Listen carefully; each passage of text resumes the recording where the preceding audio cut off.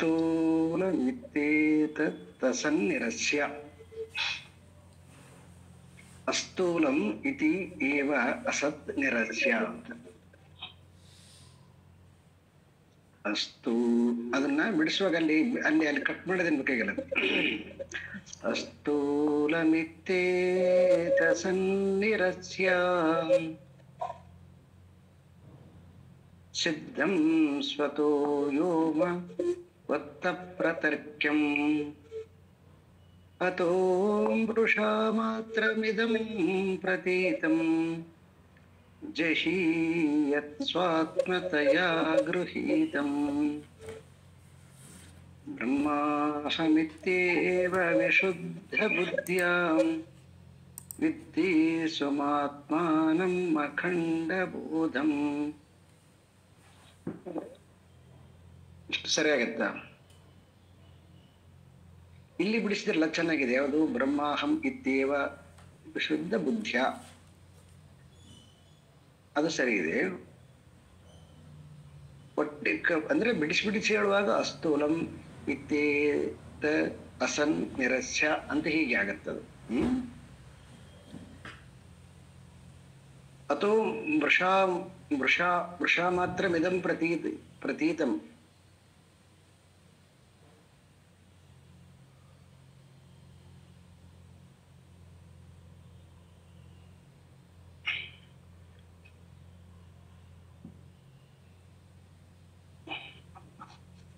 ಶ್ಲೋಕ ನಂಬರ್ 251. ಕಾರ್ಯಂ ಸಕಲಂ ಘಟಾದಿ ಸತತಂ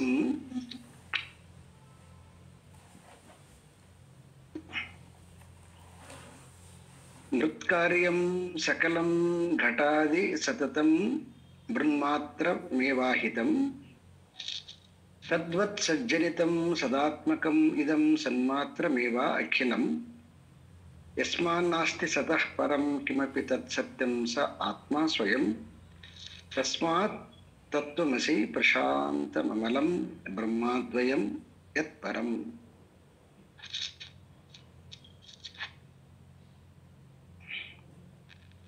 ಮೃತ್ಕಾರ್ಯಂ ಸಕಲಂ ಘಟಾದಿ ಸತತಂ ಬ್ರಹ್ಮಾತ್ರಮೇವಾಹಿತಂ ತದ್ವತ್ ತಜ್ಜನಿತಂ ಸದಾತ್ಮಕಂ ಇದಂ ಸನ್ಮಾತ್ರಮೇವಾಖಿಲಂ ಯಸ್ಮಾನ್ನಾಸ್ತಿ ಸತಃ ಪರಂ ಕಿಮಪಿ ತತ್ ಸತ್ಯಂ ಸ ಆತ್ಮ ಸ್ವಯಂ ತಸ್ಮಾತ್ ತತ್ವಮಸಿ ಪ್ರಶಾಂತಮಮಲಂ ಬ್ರಹ್ಮಾದ್ವಯಂ ಯತ್ ಪರಂ.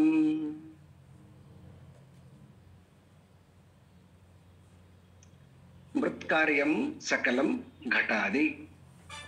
ಮೃತ್ಕಾರ್ಯ ಅಂತಂದ್ರೆ ಮೃತ್ ಅಂದ್ರೆ ಮೃತ್ತಿಕೆ ಅಂತಂದ್ರೆ ಮಣ್ಣು ಅಂತ. ಮಣ್ಣಿನಿಂದ ಮಾಡಿರುವಂತಹ ಕಾರ್ಯ ಅಂದ್ರೆ ಮಾಡಿರ್ತಕ್ಕಂಥದ್ದು, ಮಣ್ಣಿನಿಂದ ಮಾಡಿರ್ತಕ್ಕಂತಹ ಸಕಲಂ ಘಟಾದಿ ಸತತಂ ಬ್ರಹ್ಮಾತ್ರಂ ಏವಾಹಿತಂ. ಸೊ ಮಣ್ಣಿನಿಂದ ಮಾಡಿರುವಂತಹ ಏನು ಗಡಿಗೆ ಇದೆಯೋ, ಪಾಟ್ ಇದೆಯೋ, ಸೊ ಅದು ಪಾಟ್ ಎಲ್ಲಾನು ಕೂಡ ಮಣ್ಣೇ ಆಗಿರ್ತದೆ. ಯಾಕಂದ್ರೆ ಮಣ್ಣನ್ನ ಬಿಟ್ಟು ಬೇರೆ ಇರಕ್ಕೆ ಸಾಧ್ಯ ಇಲ್ಲ. ಯಾಕೆಂದ್ರೆ ಅದು ಮಣ್ಣಿನಿಂದ ಮಾಡಲ್ಪಟ್ಟಿದೆ. ಮೃತ್ಕಾರ್ಯ ಮಣ್ಣಿನಿಂದ ಮಾಡಲ್ಪಟ್ಟಿರ್ತಕ್ಕಂತಹ ಸಕಲ ಘಟಾದಿ ಎಲ್ಲಾ ಗಡಿಗೆಗಳು, ಎಷ್ಟರೇ ಇರಲಿ ಗಡಿಗೆಗಳು, ಸತತಂ ಬ್ರಹ್ಮಾತ್ರ ಮೇವಾಹಿತಂ ಅಂದ್ರೆ ಅವೆಲ್ಲವೂ ಕೂಡ ಮಣ್ಣೇ ಆಗಿರ್ತವೆ.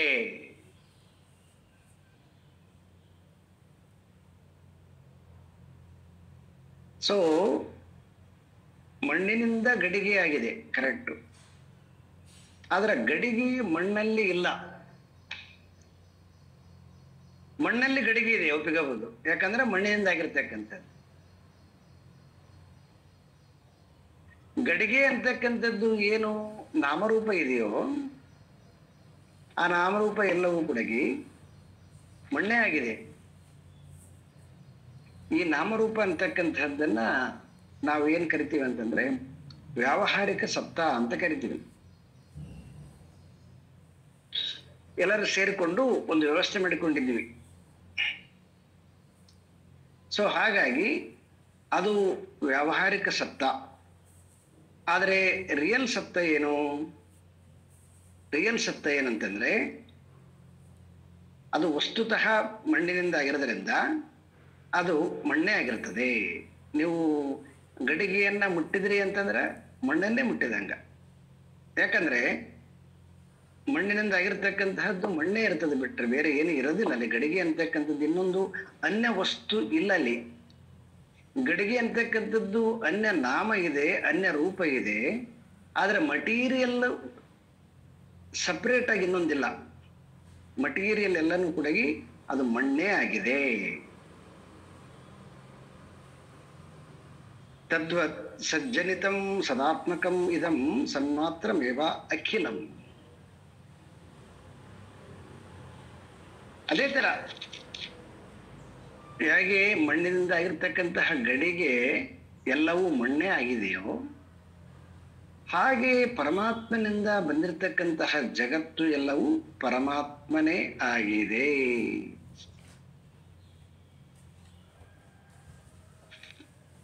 ಸದಾತ್ಮಕಂ ಇದಂ, ಸದಾತ್ಮಕಂ ಅಂದ್ರೆ ಸದ್ವಸ್ತು ಅಂತ.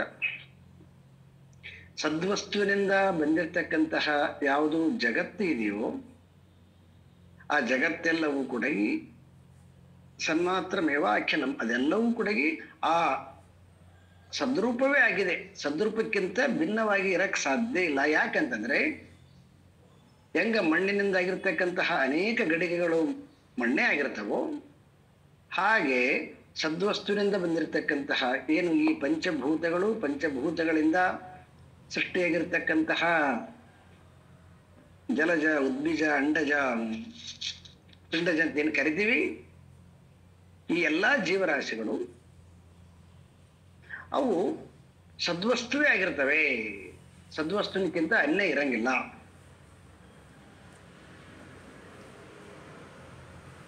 ಯಸ್ಮಾನ್ ನ ಅಸ್ತಿ ಸತಃ. ಯಸ್ಮಾನ್ ನ ಅಸ್ತಿ, ಯಸ್ಮಾನ್ ನ ಅಸ್ತಿ ಅಂತಂದ್ರೆ ಅಲ್ಲಿ ಬ್ರಹ್ಮನಿಗಿಂತ ಅಂದ್ರೆ ಬ್ರಹ್ಮ ಅಂತಕ್ಕಂಥದ್ದನ್ನ ಸದ್ವಸ್ತು ಅಂತ ಇಲ್ಲಿ ಪ್ರಯೋಗ ಮಾಡಿದ್ದಾರೆ. ಆ ಸದ್ವಸ್ತುವಿನಕ್ಕಿಂತ ಬೇರೆ ಇರಕ್ ಸಾಧ್ಯನೇ ಇಲ್ಲ.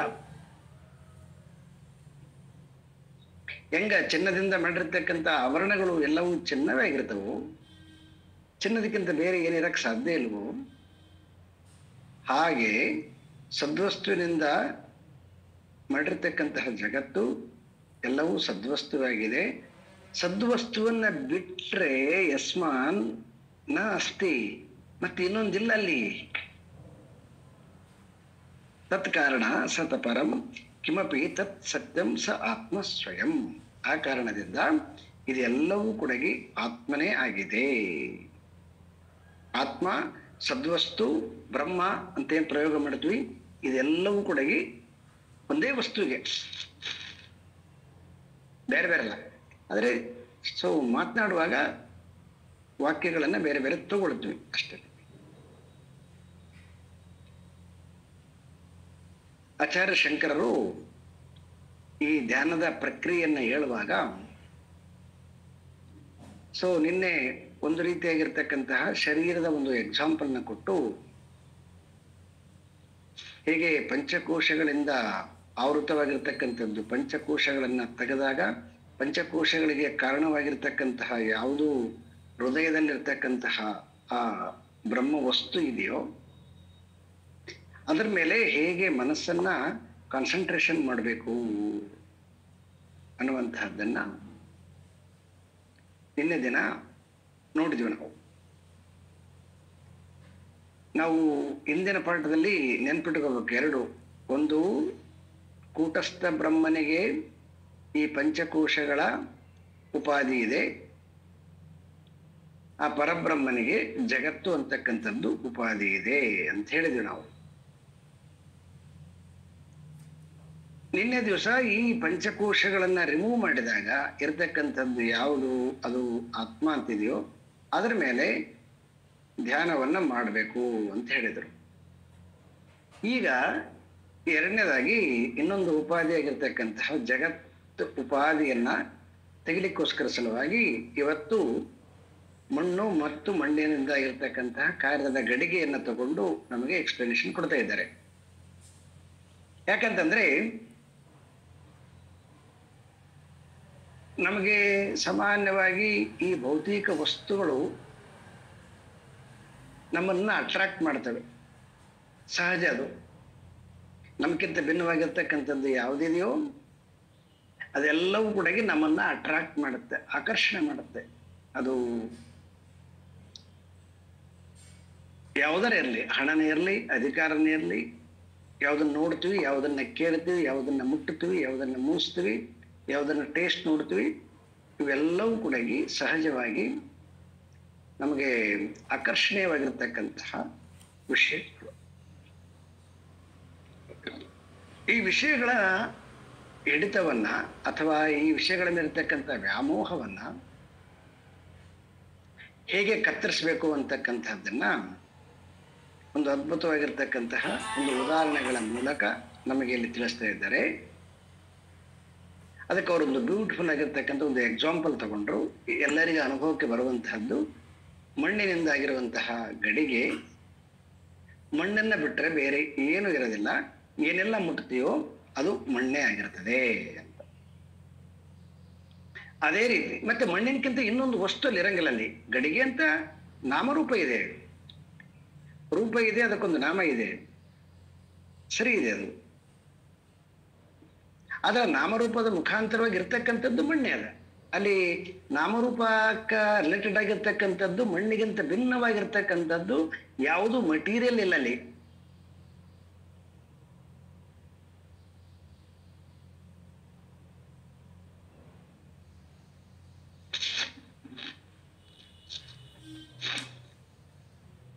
ಸೊ ಅದೇ ರೀತಿಯಾಗಿ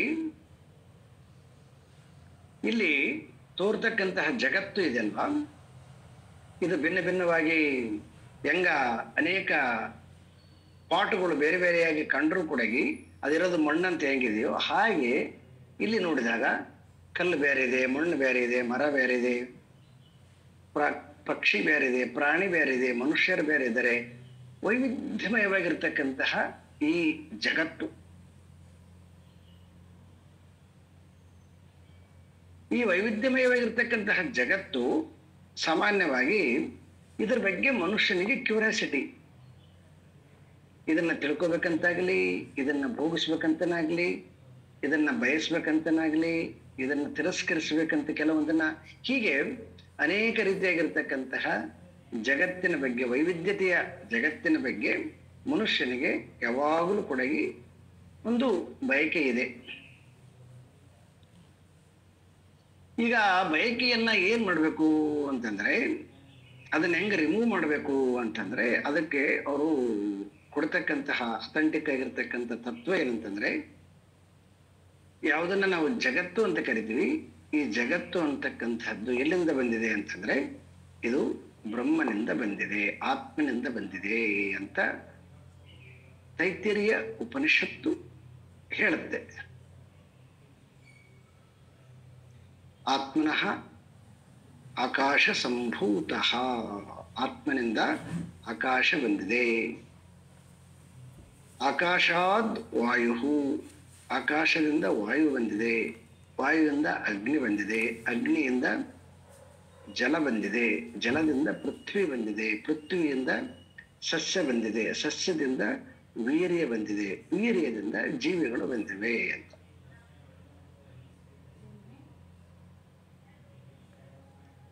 ಅದೇ ರೀತಿಯಾಗಿ ಇನ್ನು ಮುಂಡಕ ಉಪನಿಷತ್ತು ಕೂಡ ತಸ್ಮಾದಗ್ನಿ ಸಮಿದೋ ಯಸ್ಯ ಸೂರ್ಯ ಸೋಮಾತ್ ಪರ್ಜನ್ಯ ಔಷಧಯ ಅಂತ ಇನ್ನೊಂದು ಆ್ಯಂಗಲ್ಲಿಂದ.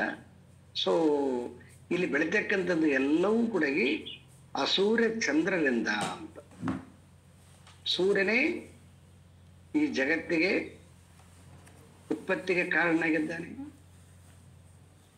ಚಂದ್ರನೇ ಈ ಜಗತ್ತಿನ ರಸಕ್ಕೆ ಷೋಡಶ ಕಲಾಪುರುಷ ಅಂತ. ಯಾಕಂದ್ರೆ ಅವನು ಅಮಾವಾಸ್ಯೆಯಿಂದ ಪೌರ್ಣಿಮೆ ತನಕ, ಪೌರ್ಣಿಮೆಯಿಂದ ಅಮಾವಾಸ್ಯೆ ತನಕ ನಿರಂತರವಾಗಿ ಅವನು ತನ್ನ ರೂಪವನ್ನ ಬದಲಾವಣೆ ಮಾಡಿಕೊಳ್ತಾ ಹೋಗ್ತಾನೆ. ಆ ಬದಲಾವಣೆ ಮಾಡಿಕೊಳ್ಳುವಾಗ ಅವನ ಒಂದು ಬೆಳಕಿನಿಂದ, ಚಂದ್ರನ ಬೆಳಕಿನಿಂದ ಸಸ್ಯಗಳಲ್ಲಿ ರಸ ಉತ್ಪತ್ತಿ ಆಗುತ್ತೆ.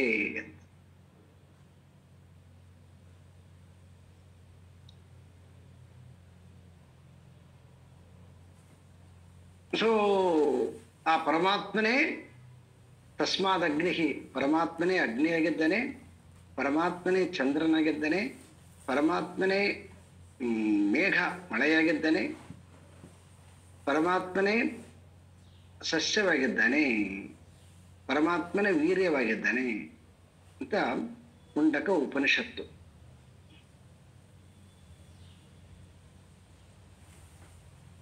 ಸೊ ಇದರಿಂದ ನೋಡಿದಾಗ ನಮಗೇನು ಗೊತ್ತಾಗುತ್ತೆ ಅಂತಂದ್ರೆ, ಈ ಕಾಣುವಂತಹ ಭೂಮಿ, ಇಲ್ಲಿ ಭೂಮಿಯಲ್ಲಿ ಬೆಳೆದಿರ್ತಕ್ಕಂತಹ ಎಲ್ಲ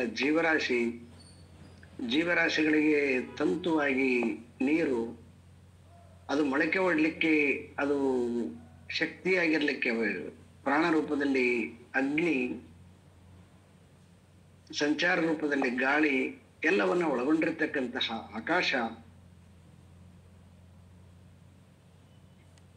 ಸೊ ಇದೆಲ್ಲವೂ ವೈವಿಧ್ಯಮಯವಾಗಿ ಕಂಡರೂ ಕೂಡ, ಆದರೆ ಇದೆಲ್ಲವೂ ಕೂಡ ಆ ಪರಮಾತ್ಮನ ಶಕ್ತಿಯೇ, ಆತ್ಮನೇ ಆಕಾಶನಾಗಿದ್ದಾನೆ, ಆತ್ಮನೇ ವಾಯುವಾಗಿದ್ದಾನೆ, ಆತ್ಮನೇ ಅಗ್ನಿಯಾಗಿದ್ದಾನೆ, ಆತ್ಮನೇ ಜಲವಾಗಿದ್ದಾನೆ, ಆತ್ಮನೇ ಪೃಥ್ವಿಯಾಗಿದ್ದಾನೆ, ಆತ್ಮನೇ ಸಸ್ಯವಾಗಿದ್ದಾನೆ, ಆತ್ಮನೇ ವೀರ್ಯವಾಗಿದ್ದಾನೆ, ಆತ್ಮನೇ ಸರ್ವರ ಉಪಾಧಿಗಳಲ್ಲಿ ಪ್ರಾಣ ಸ್ವರೂಪನಾಗಿ, ಚೇತನ ಸ್ವರೂಪನಾಗಿ ಪರಮಾತ್ಮನೇ ಇದ್ದಾನೆ.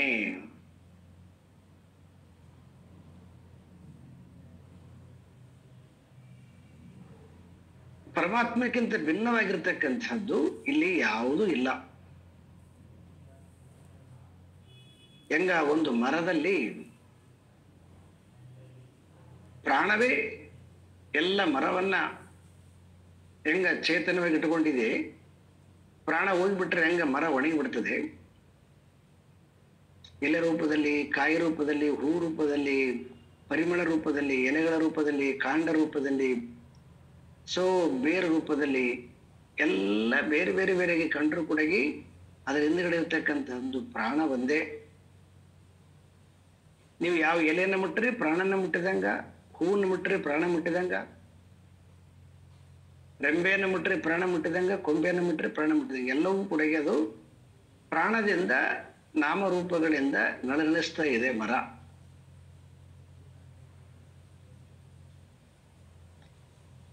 ಯಾವಾಗ ಈ ರೀತಿಯಾಗಿ ನಮ್ಮ ಚಿಂತನಾ ಕ್ರಮ ಬದಲಾವಣೆ ಆಗತ್ತೆ, ಆಗ ಹೆಂಗ ಗಡಿಗೆ ಹಿಂದ್ಗಡೆಗೆ ಮಣ್ಣೆ ಗಡಿಗೆ ಕಾರಣವಾಗಿದೆ ಅಂತಕ್ಕಂಥದ್ದು ಗೊತ್ತಾದಾಗ ಏನ್ ಮುಟ್ಟಿದ್ರು ಮಣ್ಣೆ ಮುಟ್ಟಿತು ಅಂತ ಫೀಲ್ ಆಗುತ್ತೋ, ಹಾಗೆ ಜ್ಞಾನಿಯಾಗಿರ್ತಕ್ಕಂಥವನಿಗೆ ಏನೆಲ್ಲ ನೋಡ್ತಾನೋ ಅದು ಶಬ್ದ ಸ್ಪರ್ಶ ರಸ ರೂಪಗಳಿಂದ ಭಿನ್ನವಾಗಿ ಕಂಡರೂ ಕೂಡ ಅದರ ಹಿಂದೆ ಇರ್ತಕ್ಕಂಥದ್ದು ಒಂದೇ ಒಂದು ಬ್ರಹ್ಮಸ್ವರೂಪ ಅಂತ ಗೊತ್ತಾಗತ್ತೆ. ಬ್ರಹ್ಮ ಸ್ವರೂಪಕ್ಕಿಂತ ಭಿನ್ನವಾಗಿರ್ತಕ್ಕಂಥದ್ದು ಬೇರೆ ಯಾವುದೂ ಇಲ್ಲ ಅಂತಕ್ಕಂಥದ್ದು ಸ್ಪಷ್ಟವಾಗತ್ತೆ. ತಸ್ಮಾತ್ ಆ ಕಾರಣ ತತ್ವಮಸಿ ಪ್ರಶಾಂತಂ ಅಮಲಂ ಬ್ರಹ್ಮಾದ್ವಯಂ ಯತ್ ಪರಂ. ತತ್ ಅಂದ್ರೆ ಆ ಆತ್ಮಸ್ವರೂಪವೇ ನಾನು. ಅದರದು ಲಕ್ಷಣ ಏನು? ಪ್ರಶಾಂತಂ, ಅಮಲಂ, ಬ್ರಹ್ಮ ಅದ್ವಯಂ ಯತ್ ಪರಂ. ಅದು ನಾನೇ ಆಗಿದ್ದೇನೆ. ಏನಾಗಿದ್ದೀನಿ ನಾನು? ನಾನೇ ದ್ವಯ ಇಲ್ಲದೆ ಇರ್ತಕ್ಕಂತಹ ಅದ್ವಯನಾಗಿರ್ತಕ್ಕಂತಹ ಬ್ರಹ್ಮಸ್ವರೂಪನಾಗಿದ್ದೇನೆ. ಯಾವುದೇ ಮಲ ಇಲ್ಲದಂತೆ ಅಮಲನಾಗಿದ್ದೇನೆ, ಪ್ರಶಾಂತವಾಗಿದ್ದೇನೆ. ಯಾವಾಗ ಪ್ರಶಾಂತತೆ ಬರುತ್ತೆ? ಯಾವಾಗ ನಮಗೆ ಇರೋದು ಎಲ್ಲನೂ ಕೂಡ ಪ್ರಾಣ ರೂಪದಲ್ಲಿ ಕಂಡಾಗ ಆ ವೈವಿಧ್ಯತೆಗಳಲ್ಲಿ ನಿಮಗೆ ಹೆಚ್ಚು ಆಸಕ್ತಿ ಬರೋದಿಲ್ಲ.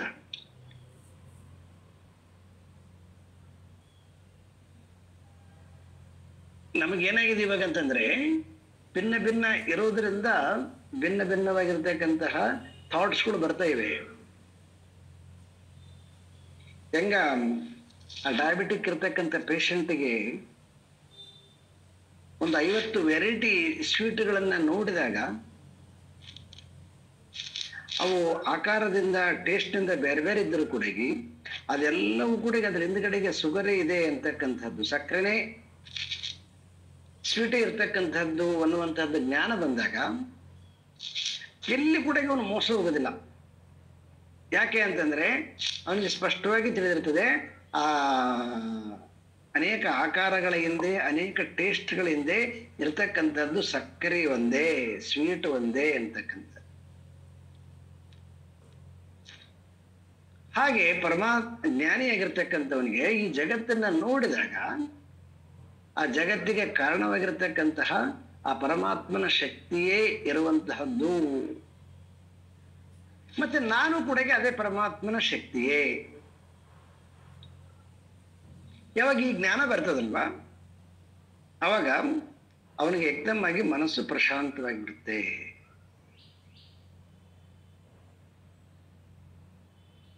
ಈ ರೀತಿಯಾಗಿ ನಾವು ಧ್ಯಾನಕ್ಕೆ ಕುತ್ಕೊಂಡಾಗ ಯಾವ್ದಾರು ಒಂದು ವಸ್ತು ಬರಲಿ, ಯಾವ್ದಾರ ಬರಲಿ, ದುಡ್ಡರ ಬರಲಿ, ಅಧಿಕಾರರ ಬರಲಿ, ಸುಂದರವಾಗಿರ್ತಕ್ಕಂಥದ್ದು ಯಾವ್ದಾರ ಹೆಣ್ಣರ ಬರಲಿ, ಗಂಡರ ಬರಲಿ,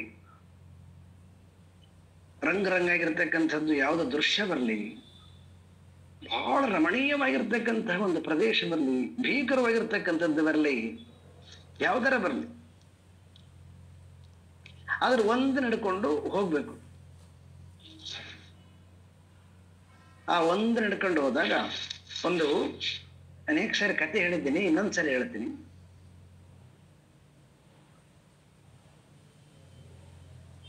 ಒಂದ್ಸಾರಿ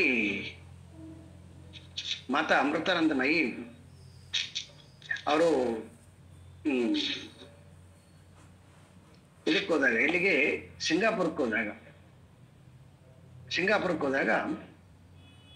ಅಲ್ಲಿ ಸಿಂಗಾಪುರದಲ್ಲಿ ಒಬ್ಬ ಭಕ್ತ ಒಂದು ಆಪಲ್ ಅನ್ನು ಕೊಟ್ಟನಂತವನು. ಸೊ ಬಹಳ ಉತ್ಕೃಷ್ಟವಾಗಿರ್ತಕ್ಕಂತಹ ಒಂದು ಆಪಲ್, ಉತ್ಕೃಷ್ಟವಾಗಿರ್ತಕ್ಕಂತಹದ್ದು ಸಿಂಗಾಪುರದಲ್ಲಿ ಕೊಟ್ಟಿದ್ದಾನೆ. ಆದರೆ ಅದು ಸಿಂಗಾಪುರದಲ್ಲಿ ಮಾತಾ ಅಮೃತಾನಂದಮಯಿಗೆ ಕೊಟ್ಟಿರ್ಬೋದು, ಆದರೆ ಅದರದ್ದು ಮೇಡ್ ಫಾರು ಕಾಶ್ಮೀರ. ಎಲ್ಲಿಂದ ಅದು ಬಂದಿದೆ? ಕಾಶ್ಮೀರದಿಂದ ಬಂದಿದೆ. ಸೊ ಕಾಶ್ಮೀರ ಎಲ್ಲದ? ಭಾರತದಲ್ಲದ. ಆಪಲ್ಲು ಸಿಂಗಾಪುರದಲ್ಲಿ ಕೊಟ್ಟಿರ್ಬೋದು, ಬಟ್ ಆದರೆ ಅದರದ್ದು ಜನ್ಮಸ್ಥಳ ಯಾವುದು? ಭಾರತ.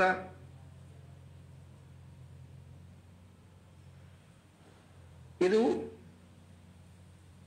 ಸಿಂಗಾಪುರದಲ್ಲಿದ್ದಾಗಲೂ ಕೂಡ ಭಾರತವನ್ನ ನೆನಪು ಮಾಡಿಕೊಳ್ತಕ್ಕಂತಹ ಒಂದು ಘಟನೆ. ಸೊ ನಾವು ಭಾರತವನ್ನು ನೆನಪು ಮಾಡಿಕೊಳ್ತಿಲ್ಲಲ್ವೇ, ನಾವು ಪರಮಾತ್ಮ ನೆನಪು ಮಾಡಿಕೊಳ್ತಿದ್ವಿ ಅಲ್ವಾ? ಹಾಗೆ ಹೋಗಿ ಆಪಲ್ ಎಲ್ಲಿಂದ ಬಂತು? ಗಿಡದಿಂದ ಬಂತು. ಗಿಡ ಎಲ್ಲಿಂದ ಬಂತು? ಬೀಜದಿಂದ ಬಂತು. ಬೀಜ ಹೆಂಗ ಮೊಳಕೆ ಆಗ್ಲಿಕ್ಕೆ ಸಾಧ್ಯ ಆಯ್ತು? ಭೂಮಿ ಕಾರಣ ಆಯ್ತು. ಬರೇ ಭೂಮಿ ಕಾರಣ ಆಗೋದಿಲ್ಲ, ಅದಕ್ಕೆ ನೀರು ಬೇಕಾಯ್ತು. ಬರೇ ಭೂಮಿ ನೀರು ಸಾಕಾಗೋದಿಲ್ಲ, ಅದು ಮೊಳಕೆ ಹೊಡ್ಲಿಕ್ಕೆ ಅಗ್ನಿ ಬೇಕಾಯ್ತು. ಸೊ ಅದಕ್ಕೆ ಅಗ್ನಿಗೆ ಗಾಳಿ ಬೇಕಾಯಿತು, ಗಾಳಿಗೆ ಆಕಾಶ ಬೇಕಾಯಿತು. ಆಕಾಶ ಇಲ್ಲದ ಆತ್ಮನಿಲ್ಲದ. ಹೀಗೆ ಯಾವ್ದಾದ್ರು ತಗೊಳ್ಳಿ, ಆ ತಗೊಂಡಿರ್ತಕ್ಕಂಥದ್ದನ್ನ ಅದನ್ನ ಡೀಪಾಗಿ ನೋಡ್ತಾ ಹೋಗ್ಬೇಕು. ನೀವು ಜಗತ್ತಿನಾಗ ಯಾವ್ದಾರು ತಗೊಂಡ್ರಿ ವಸ್ತುನ, ಒಂದಿಷ್ಟವಾಗಿರ್ತಕ್ಕಂಥದ್ದು ಒಂದು ಯಾವುದು ಬಟ್ಟೆ ತಗೊಂಡ್ರಿ, ಭಾರಿ ಇಷ್ಟವಾಗಿರ್ತಕ್ಕಂಥದ್ದು.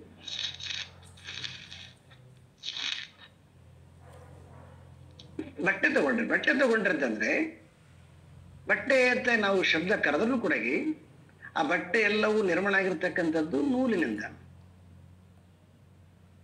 ಆ ನೂಲು ಎಲ್ಲಿಂದ ಬಂತು? ನೂಲು ಸೊ ಅರಳೆಯಿಂದ ಬಂತು, ಹತ್ತಿಯಿಂದ ಬಂತು. ಹತ್ತಿಲಿಂದ ಬಂದಿದೆ, ಮರದಿಂದ ಬಂದಿದೆ, ಮರ ಇಲ್ಲಿಂದ ಬಂದಿದೆ, ಭೂಮಿಯಿಂದ ಬಂದಿದೆ. ನೀವು ಅದರ ಕಾರಣವನ್ನು ಹುಡುಕಂತ ಹೋಗಿ. ಹೆಂಗ ಗಡಿಗೆಗೆ ಕಾರಣವಾಗಿರ್ತಕ್ಕಂಥದ್ದನ್ನ ಹುಡುಕ್ತಾ ಹೋದಾಗ ಮಣ್ಣು ಹೆಂಗ ಸತ್ಯವಾಗುತ್ತೋ ಹಾಗೆ ಜಗತ್ತಿನಲ್ಲಿ ನೀವು ಯಾವುದೇ ನಿಮಗೆ ಅಟ್ರಾಕ್ಟ್ ಆಗಿರ್ತಕ್ಕಂಥ ವಸ್ತುಗಳನ್ನ ನೋಡಿ ಆ ವಸ್ತುಗಳನ್ನ ಹಿಡ್ಕೊಂಡು ಅದರ ಮೂಲಕ್ಕೆ ಹೋಗ್ಬೇಕು. ಮೂಲಕ್ಕೆ ಹೋದ್ರಿ ಅಂತಂದ್ರೆ ಅವಾಗ ಅದೆಲ್ಲಿಗೆ ಬರ್ತದ? ಆತ್ಮನಿಗೆ ಬರ್ತದೆ. ಆತ್ಮನಿಗೆ ಬರ್ತದೆ. ಅವಾಗ ಅಲ್ಲಿ ಆ ಆತ್ಮ ಮತ್ತೆ ನಾನು ಆತ್ಮ, ಆತ್ಮ ಇನ್ನೊಂದು ಆತ್ಮ ಇಲ್ಲ, ಎಕ್ಸ್ಟ್ರಾ ಇಲ್ಲ. ಅವಾಗ ಹೊರಗಿನ ವಸ್ತುಗೆ ನಿನಗೆ ಭೇದ ಇರೋದಿಲ್ಲ. ಇದನ್ನ ಅನೇಕ ರೀತಿಯಾಗಿರ್ತಕ್ಕಂಥ ಧ್ಯಾನದ ಪ್ರಕ್ರಿಯೆಗಳಂತ ಕರೀತಾರೆ. ಇದನ್ನ ಮನುಷ್ಯನಿಗೆ ಅಟ್ರಾಕ್ಟ್ ಆಗ್ತಕ್ಕಂಥ ಸಹಜ. ಯಾಕಂತಂದ್ರೆ ಅದು ಮನುಷ್ಯನ ಗುಣ. ಆ ಅಟ್ರಾಕ್ಟ್ ಆಗಿರ್ತಕ್ಕಂತಹ ವಸ್ತುವನ್ನು ಹಿಡ್ಕೊಂಡ್ಬಿಟ್ಟು ಅದರ ಮೂಲವನ್ನು ಹುಡುಕ್ಯಂತ ಹೋಗ್ಬೇಕು. ಮೂಲವನ್ನು ಹುಡುಕ್ಯಂತ ಹೋಗ್ಬೇಕು. ಯಾವ್ದಾರು ಕೊಡ್ರಿ ನೀವು ಎಕ್ಸಾಂಪಲ್. ಬಟ್ಟೆರ ಕೊಡ್ರಿ, ಚಿನ್ನರ ಕೊಡ್ರಿ, ಹಣ್ಣರ ಕೊಡ್ರಿ, ಇಲ್ಲ ಯಾವ್ದಾರ ಒಂದು ಮನುಷ್ಯನ ಯಾವ್ದಾರ ತಗೊಡ್ರಿ ನೀವು.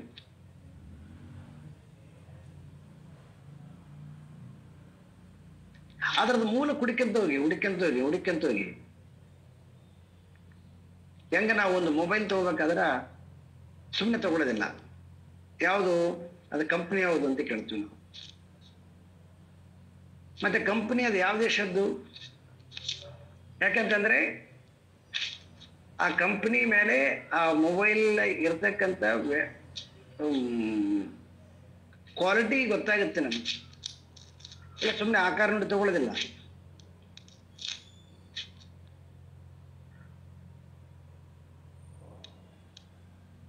ವ್ಯವಹಾರ ಕೂಡ ಹಂಗೆ ಮಾಡ್ತೀವಿ. ಈ ಧ್ಯಾನ ಕೂಡ ಹಂಗೆ ಮಾಡಬೇಕು ಅಂತ ಶಂಕರರು ನಮಗೆ ಒಂದು ಹೊಸ ಐಡಿಯಾ ಕೊಡ್ತಾ ಇದ್ದಾರೆ. ಈ ಧ್ಯಾನವನ್ನ ಹಂಗೆ ಮಾಡಬೇಕು. ಧ್ಯಾನವನ್ನು ಹಂಗೆ ಮಾಡ್ತಾ ಹೋದ್ವಿ ಅಂತಂದ್ರೆ ಅವಾಗ ನಾನು ಬ್ರಹ್ಮಸ್ವರೂಪ. ಅವಾಗ ನಿನಗೆ ಹೊರಗಿನ ವಸ್ತುವಿನ ಕಡೆ ಹೋಗೋದಿಲ್ಲ. ಅವಾಗ ಯಾಕಂದ್ರೆ ನಾನು ಆತ್ಮಸ್ವರೂಪನೇ. ಹೊರಗಡೆ ತಯಾರಾಗಿರ್ತಕ್ಕಂತಹ ಎಲ್ಲಾ ವಸ್ತುಗಳು ಅದೇ ಆತ್ಮನಿಂದ ಬಂದಿದ್ದಾವೆ. ನಾನು ಕೂಡ ಆತ್ಮನಿಂದ ಬಂದಿದ್ದೇನೆ. ಹಾಗಾಗಿ ನಾನು ಆತ್ಮಸ್ವರೂಪನೇ.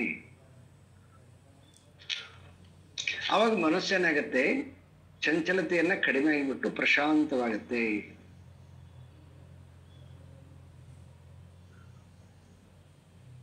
ಇದನ್ನ ಅಕ್ಕಮಹಾದೇವಿ ಆ ಕದಳಿಯ ವನದಲ್ಲಿ ಹೋಗುವಾಗ ಅವಳಿಗೆ ಸಂಪೂರ್ಣವಾಗಿ ಮನಸ್ಸು ಆ ಚನ್ನಮಲ್ಲಿಕಾರ್ಜುನಲ್ಲಿ ನೆಟ್ಟು ಬಿಡ್ತದೆ. ಚನ್ನಮಲ್ಲಿಕಾರ್ಜುನ್ ನೆಟ್ಟಾಗ ಅವಾಗ ಅವಳಿಗೆ ಯಾವ ಕಡೆಯಿಂದ ಸ್ವಲ್ಪ ಗಾಳಿ ಜೋರಾಗಿ ಬೀಸ್ತೀರ, ಅದು ಚನ್ನಮಲ್ಲಿಕಾರ್ಜುನ ಉಸಿರೇ ಅಂತ ಫೀಲ್ ಆಗುತ್ತೆ.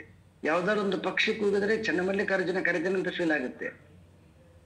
ಏನನ್ನ ನೋಡ್ತಾಳೆ, ಏನನ್ನ ಕೇಳ್ತಾಳೆ, ಏನನ್ನ ಥಿಂಕ್ ಮಾಡ್ತಾಳೆ, ಅವಾಗ ಅದೆಲ್ಲವೂ ಕೂಡ ಚನ್ನಮಲ್ಲಿಕಾರ್ಜುನನೇ.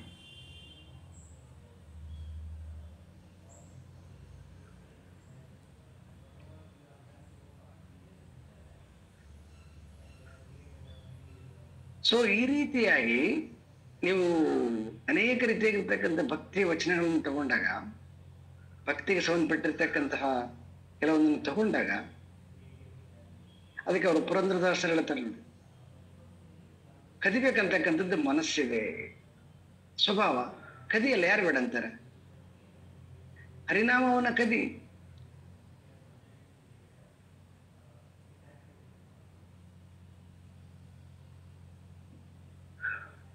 ಎಷ್ಟರ ಕದಿ.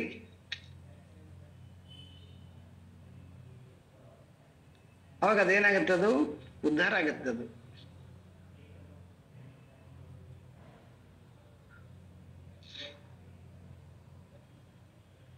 ಈ ರೀತಿಯಾಗಿ ಯಾವಾಗ ಜ್ಞಾನಿಯಾಗಿರ್ತಕ್ಕಂಥವನು ತನ್ನ ಉಚ್ಚ ಸ್ಥಿತಿಗೆ ಹೋಗ್ತಾನೆ, ಆ ಉಚ್ಚ ಸ್ಥಿತಿಗೆ ಹೋದಾಗ ಅನೇಕ ಸಂತರು, ಮಹಾಂತರು, ಶರಣರು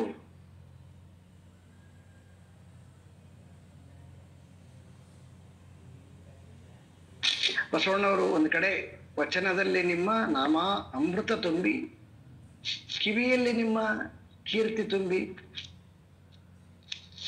ಕಣ್ಣಿನಲ್ಲಿ ನಿಮ್ಮ ರೂಪ ತುಂಬಿ, ಮಾತಿನಲ್ಲಿ ನಿಮ್ಮ ನಾಮ ತುಂಬಿ, ಮನಸ್ಸಿನಲ್ಲಿ ನಿಮ್ಮ ನೆನಹು ತುಂಬಿ, ಇಡೀ ಪೂರ್ಣ ಸಂಗಮನೆ ಆಗಿಬಿಟ್ರೆ ಅವರು.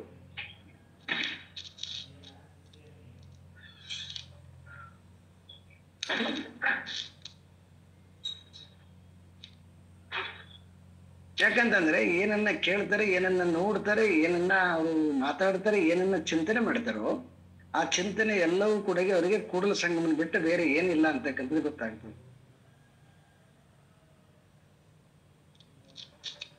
ಸೊ ಒಂದು ಅಂತ ಸ್ಥಿತಿಗೆ ನಮ್ಮನ್ನ ಕರ್ಕೊಂಡು ಹೋಗ್ಲಿಕ್ಕೆ ಆಚಾರ್ಯ ಶಂಕರರು ಇಲ್ಲಿ ಧ್ಯಾನದ ಪ್ರಕ್ರಿಯೆಯನ್ನ ಹೇಳ್ತಾ ಇದ್ದಾರೆ. ಸೊ ಈ ರೀತಿಯಾಗಿ ನಾವು ಏಕಾಂತವಾಗಿ ಕುತ್ಕೊಂಡಾಗ ನಮಗೆ ಸಹಜವಾಗಿ ಅಟ್ರಾಕ್ಟ್ ಆಗಿರ್ತಕ್ಕಂಥದ್ದು ವಸ್ತು ಬರ್ತಕ್ಕಂಥದ್ದು ಸಹಜ.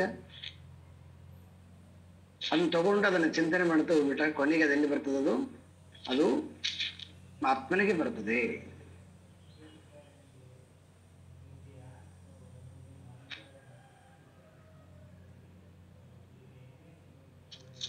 ಸೊ ನೀವು ಏನಾದರೂ ಮಾಡಬೇಕು ಅಂತಕ್ಕಂಥದ್ದು ಇತ್ತಂತಂದ್ರೆ ಇದನ್ನ ಕುಳಿತುಕೊಂಡು ಈ ಒಂದು ಶ್ಲೋಕವನ್ನ ವೃತ್ಕಾರ್ಯಂ ಸಕಲಂ ಘಟಾದಿ ಸತತಂ ಬ್ರಹ್ಮಾತ್ರಮೇವಾಹಿತಂ. ಅವಾಗ ಇಡೀ ಮಣ್ಣು ಮತ್ತೆ ಮಣ್ಣಿನಿಂದ ಇರ್ತಕ್ಕಂಥ ಗಡಿಗೆಯಲ್ಲಿರ್ತಕ್ಕಂಥದ್ದೆಲ್ಲವೂ ಮಣ್ಣು ಅಂತಕ್ಕಂಥದ್ದು ಕಣ್ಮುಂದೆ ಬಂದ್ಬಿಡಬೇಕು, ನೆನಪು ಮಾಡ್ಕೋಬೇಕದನ್ನ.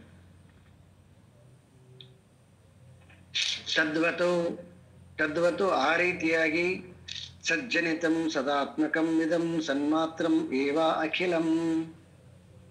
ಅದೇ ರೀತಿಯಾಗಿ ಯಾವುದು ಸದ್ವಸ್ತು ಇದೆಯೋ ಆ ಸದ್ವಸ್ತುವಿನಿಂದ ಬಂದಿರತಕ್ಕಂತಹ ಇಡೀ ಜಗತ್ತು ಆ ಸದ್ವಸ್ತುವೇ ಆಗಿದೆ. ಸಾಕು, ಈ ಎರಡು ಲೈನ್ ಸಾಕು. ಆ ಕೆಳಗಡೆದು ವಿವರಣೆದು.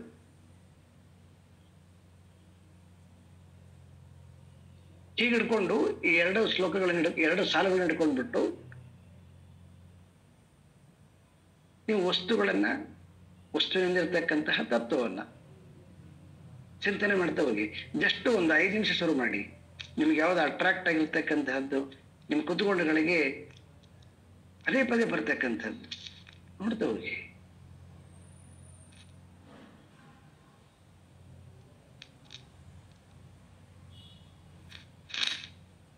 ಒಂದು ಸ್ವಲ್ಪ ಮೋಹ ಇದ್ದಾಗ ಇದು ಓಪನ್ ಆಗೋದಿಲ್ಲ.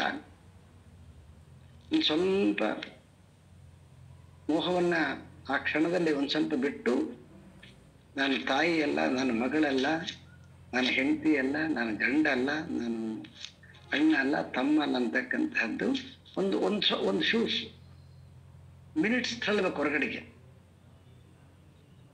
ತಳ್ಳಿಬಿಟ್ಟು ಸುಮ್ಮನೆ ಕೂತ್ಕೋಬೇಕು. ಮುಂದೆ ಇನ್ನು ಇದು ಬ್ರಹ್ಮ ಧ್ಯಾನ ಅಂತ ಮಾಡುವಾಗ ಹೆಂಗ್ ಮಾಡ್ಬೇಕಂತ ಹೇಳ್ತಾರೆ ಅವ್ರು ಶಂಕರ್.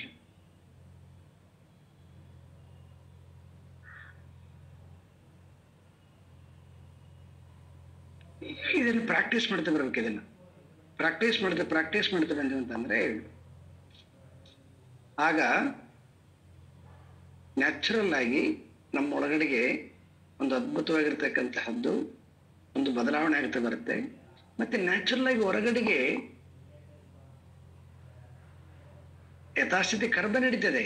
ಕರ್ಮ ಎಲ್ಲಿಗೆ ಹೋಗಲ್ಲ. ಮತ್ತೆ ಇಲ್ಲ ಧ್ಯಾನದಿಂದ ಎದ್ದ ತಕ್ಷಣಕ್ಕ ಮರ ಹೋಗ್ಬಿಟ್ಟು ಬರೀ ಪ್ರಾಣ ಕಾಣೋದಿಲ್ಲ, ಮನುಷ್ಯ ಹೋಗ್ಬಿಟ್ಟು ಬರೀ ಭೂಮಿ ಎತ್ತನೋ ಬರೀ ಆತ್ಮ ಕಾಣೋದಿಲ್ಲ, ಹೆದರ್ಕೊಳ್ಳೋದಿಲ್ಲ.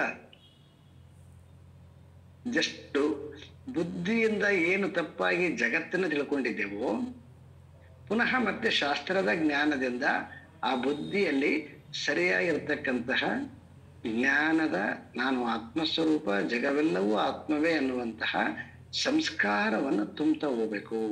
ಸಂಸ್ಕಾರವನ್ನು ತುಂಬ್ತಾ ಅವಾಗ ಆ ಸಂಸ್ಕಾರದ ಬಲದಿಂದ ಮನಸ್ಸು ಪ್ರಶಾಂತವಾಗಿ ಆತ್ಮನಲ್ಲಿ ಸಮ್ಮಿಳಿತವಾಗುತ್ತೆ. ಇದನ್ನ ಜ್ಞಾನಾಭ್ಯಾಸ ಅಂತ ಕರೀತಾರೆ ಇದನ್ನ. ಈ ಜ್ಞಾನಾಭ್ಯಾಸವನ್ನ ಅವಾಗವಾಗ ಸಮಯ ಸಿಕ್ಕಾಗ ಪ್ರಾಕ್ಟೀಸ್ ಮಾಡಬೇಕು. ಯಾವಾಗ ರಾತ್ರಿ ನಿದ್ದೆ ಬರಂಗಿಲ್ಲ, ನಿದ್ದೆ ಬರದೇ ಇದ್ದಾಗ ಎದ್ಬಿಟ್ಟು ಈ ಶ್ಲೋಕಗಳನ್ನ ಮೊಬೈಲಲ್ಲಿ ಹಾಕೊಂಡ್ಬಿಟ್ಟು ಮತ್ತೆ ಲೈಟ್ ಹಾಕೊಂಡು ಪುಸ್ತಕ ತೆಗೆದ್ರೆ ಕಷ್ಟ ಆಗುತ್ತೆ, ಡಿಸ್ಟರ್ಬ್ ಆಗುತ್ತೆ ಬೇರೆಯವರಿಗೆ. ಯಾವ್ದು ಇಷ್ಟವಾಗಿರ್ತಕ್ಕಂಥದ್ದು ಕೆಲವೊಂದು ಶ್ಲೋಕಗಳನ್ನ ಮೊಬೈಲಲ್ಲಿ ಟೈಪ್ ಮಾಡಿ ಇಟ್ಕೋಬೇಕು. ಅದನ್ನು ನೋಡ್ತಾ ನೋಡ್ತಾ ಅದನ್ನ ಮನಸ್ಸಿನಲ್ಲಿ ಹಾಡ್ತಾ ಹಾಡ್ತಾ ಹಾಗೆ ಹಾಡಿದ್ರ ಜೊತೆ ಜೊತೆಗೆ ಅದರ ಅರ್ಥವನ್ನ ಅನುಸಂಧಾನ ಮಾಡ್ತಾ ಮನಸ್ಸನ್ನು ಉಪಶಮನಗೊಳಿಸ್ಬಿಡಿ. ಅವಾಗ ಅದೆಲ್ಲ ಆಯಾಸ ತನ್ನಿಂತಾನೆ ಪರಿಹಾರ ಆಗಿಬಿಡ್ತದೆ.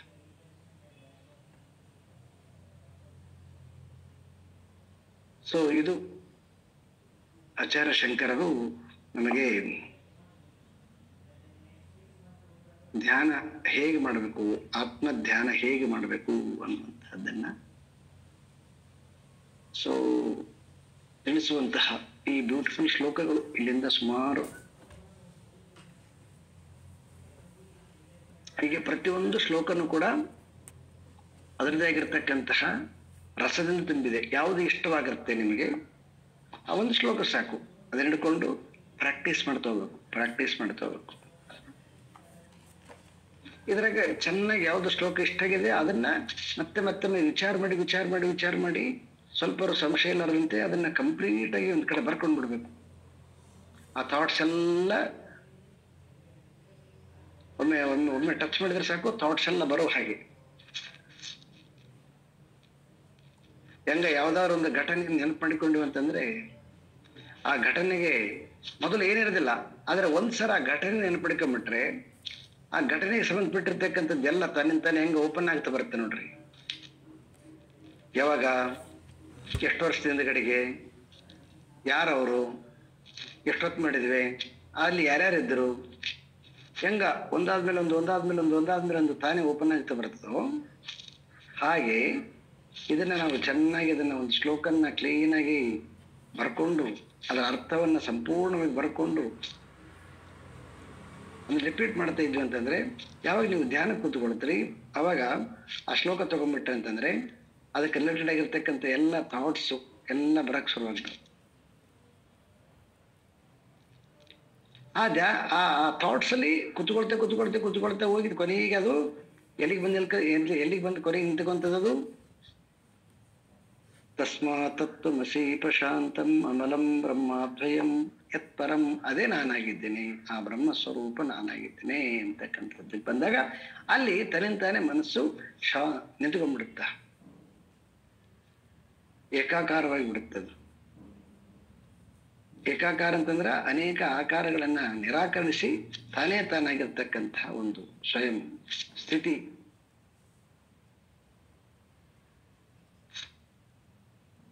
ಓಂ ಪೂರ್ಣಮದಃ ಪೂರ್ಣಮಿದಂ ಪೂರ್ಣಾತ್ ಪೂರ್ಣಮುದಚ್ಯತೆ ಪೂರ್ಣಸ್ಯ ಪೂರ್ಣಮಾದಾಯ ಪೂರ್ಣಮೇವಾವಶಿಷ್ಯತೆ. ಓಂ ಶಾಂತಿ ಶಾಂತಿ ಶಾಂತಿ. ಹರಿ ಓಂ. ಶ್ರೀ ಗುರುಭ್ಯೋ ನಮಃ. ಹರಿ ಓಂ.